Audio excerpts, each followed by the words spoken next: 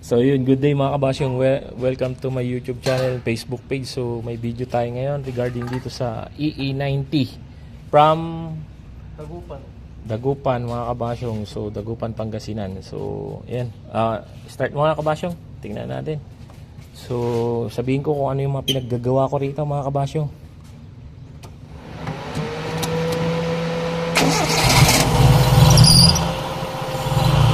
Okay, wag mo lang Aaron. Wala siyang dashpot eh. Ayan. Importante yung dashpot natin. Tinanggal ko na yung vacuum tubes.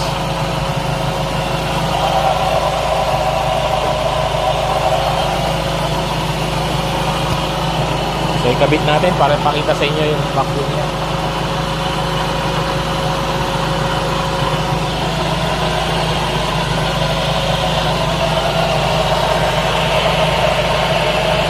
Dito ko nilalagay sa sa gas filter.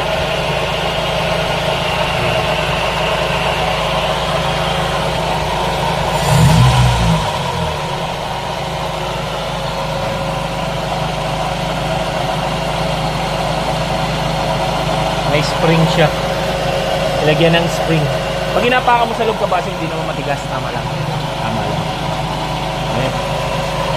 So, ang ginawa natin dito, retiming. Naka-retard kasi siya. Okay yung kanyang mechanical advancer. So, chinook ko na rin. Nakahinga yung sasakyan. And tinakpan ko na to. Ow! Kasi wala na siyang.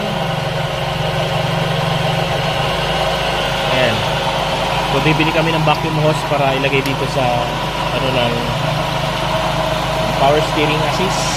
Vacuum assist ng power steering. Ayan. So ito nga pala yung unit. Wala nyo, nakawagon face siyempre. Kulay white.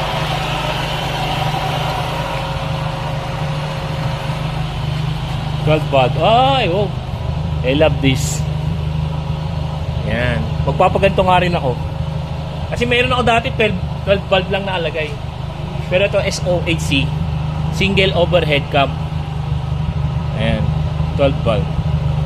Ganda ng mags mga kabasyong. Double works wheel. Naka Yokohama.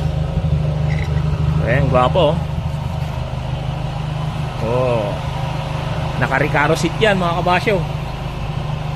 So ayan, planning to ibiyahe ni kabasyong din sa Bigan. Ayan. So sabi ko marami pang ayusin pati sa preno.